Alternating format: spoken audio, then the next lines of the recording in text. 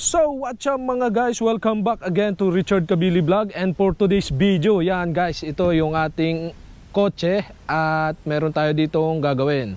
Ano nga bang ating gagawin guys? So atin siyang kakat yung pinakang tent niya. Babawasan natin dito at dahil babawasan natin dahil nga sobrang dilim kapag gabi, lalo na kapag naulan. At saka yung dito sa side mirror, yan, babawasan natin yan. At dahil nga naisipan kong gawa ng tutorial kung paano mag-cut ng tent ng inyong kotse, so share ko na rin sa inyo. Kaya let's do this tint removal of your car. Boom. So yun guys, yan, ito nga palang ating mga gagamitin. Ito, yan, gagamit tayo nitong tape. Itong tape natin, cutter, tapos ruler, tapos bakit nga ba kailangan natin to? Hasaan. So ito, hahasain natin yung pinakandulo niya para pagkakat natin, so smooth na matatanggal yung pinakang plastic. So hahasain natin yan mamaya bago tayo mag-cut. So okay guys, yan lang ating mga gamit for today's video. And okay guys, simulan na natin.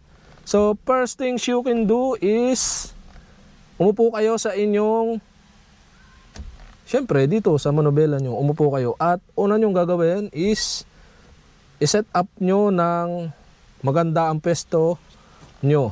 Halimbawa, syempre bago tayo sumakay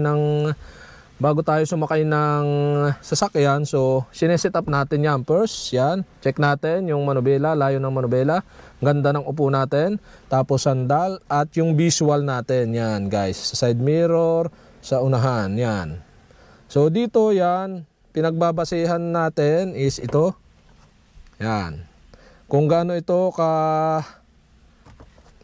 kalayo, yan, ito.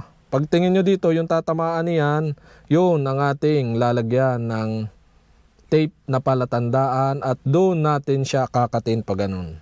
Dahil once na tumama yung pinakang sikat ng araw sa atin, so hindi tatama directly sa ating mata. Meron pang tent na matitira. So okay na, ang visual natin medyo pataas na pa ganun. Yan, yun, tama-tama. Okay, gumamit kayo nito. Yung mga tape na pinutol natin dito sa tape nito, kumuha tayo at gagawin nating palatandaan. Yan, dinikit natin siya dito. Yan, nandun siya. At yan, okay, so lalagyan natin tigkabila, tapos lalagyan natin ng palatandaan. Once na malagyan natin ang palatandaan na tape, so saka natin ikakat dito sa loob. So okay, let's start. Yan, lagyan natin ng tape. Yan, ito siya. So ayun guys, yan, tamang-tama, halos isang ruler yung pinakang sukat natin. Yan, medyo mababa pa nga ng konti. So try natin itaas na lang konti. Yan, sakto na ba ito? Ganun lang ano. Oo, din lang. Yan, isang ruler. Yan, hanggang doon sa tape. Dini sa ibabaw, konti pa. Yan, yung ibabaw atin susundan yan. Tapos dini sa baba. Dini.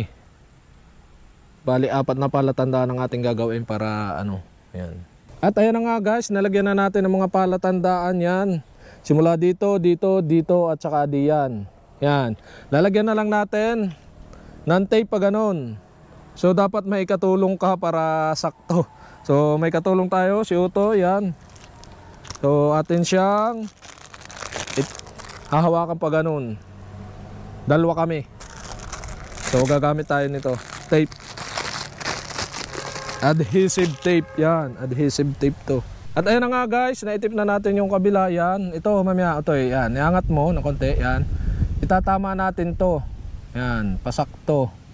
Yan, o doon sa kabila, o. Itatama, yan, doon sa palatandaan. Tapos, ay nawala yung palatandaan din eh. Alam mo, iba yung sukat ng pag na mukha. Pagka nilapat mo lang, may ibang sukat. So ayan guys, dapat meron talagang tape dito na susundan. Yan, angatin mo na ito, angat eh. Yan, mas maganda nga, mas madami kayong lalagyan para lapat lang kayo ng lapat. Yan, ayan, ito yan guys. So okay, yan, Yeah. Pantay na doon, dini naman, oh. Lalapat natin. Oh. Tapos kasunod ay dito, last. Sa isa. Yan. Oop. Yan guys, lapat na. Tapos saka nyo papantayin pa ganun. Yan. Okay na, ready na yung ating pinakang lana or palatandaan na kakatin natin sa loob yan hanggang doon sa dulo. Pag ganun. At ito na nga guys, yan. Ito yung ating pinakang tinted. Yan, medyo pag ganun talaga. Ang salamin natin medyo pag ganun, hindi talaga siya pantay na straight pag ganun ay. O yan o. Yan. Ito, yan. Tinoto ko yung pinakang ano niya sa aking mata. Yung pinakang lens ng camera natin yan. O makikita nyo kung saan ang sukat yun. Sa kanan, kaliwa o. Yan, ganyan lang ang paglalagay. So pagka okay na, ikakat na natin dito gamit ang ruler, tapos matalas na cutter. Yan, dito sa gilid wala naman siya magiging problema, may susundan naman kayo dyan yan, oh. Sundan nyo na lang yung guhit na yan, yung pinakang butas-butas na yan, may lilana naman yan, kaya okay lang. Dito sa baba, so lalagyan pa rin natin, baka mga hanggang dito pag ganun straight, so susukatin din natin. Okay, sukatin na uli natin. Simula dito sa guhit, yan. Yun, kita nyo, yan. Simula doon sa guhit, dito is hanggang doon sa 300. Yan. Tapos, nilagyan uli natin ng another 380. Hanggang doon sa 80, doon naman nalagay natin sa ibabaw ng tape. Yan, doon ang daan ng guhit. Doon ang pinakangkat. Yan, kita nyo, yun. Pag ganun siya, oh, nilagyan uli natin ng lana. Yan, guys, kita nyo, may lana na uli. So, dito magkakaroon ng tape. Pag ganoon, gaya nitong isa. Yan. Okay, let's do this tape. So okay guys, yan, natin na uling nilagyan yan. Yan. Inyo lang itama dito sa mismong sukatan ninyo. Yan. Okay na. Yan guys, may lana na tayo. Yung ating adhesive tape. Adhesive tape ba yung tawag dyan? Yan. Adhesive tape yan. At ready na nating ikat. So dito sa gilid yan, kita nyo may lana naman. So atin na lang yung ikakat pa ganun. Kahit di nalagyan ng tape. So pagdating dito, cut natin dito pa ganun. Tapos doon sa ibabaw. Yan, makita natin yung itsura niyan, yan, pag nakat. Yan guys, yun ang bawas niyan, yan. Makikita nyo, ganyan ang mababawas. Doon sa ating kotse na windshield, yan. So okay guys, let's do the cut. Boom.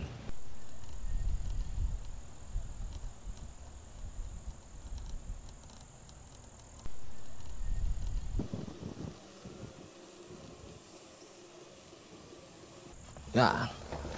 So okay guys, sisimulan natin ang tuklapan. Talaga namang yung ari, minano-mano ko na, isang padaan lang, kaya dapat dahan-dahan at baka madama yung pinakang tabi. Yan, sobrang ililinaw pala nito. Yan. Nadala yung ibabaw. Aba. Ayan, ang dilim pala talaga nito bagay ano.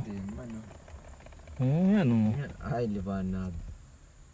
Ang laki ng iniliwanag. Wow. Tadahan-dahanin na natin, baka madala. Dito sa ibabaw, sala-sala na nga ang cut natin. Pag may umangat. Yan guys, ang pagkakaiba ng may tinted. Ito may tinted. Yan, itong tinanggal natin yan, wala Ay, talagang sobrang linaw. Iba ang linaw. Yan.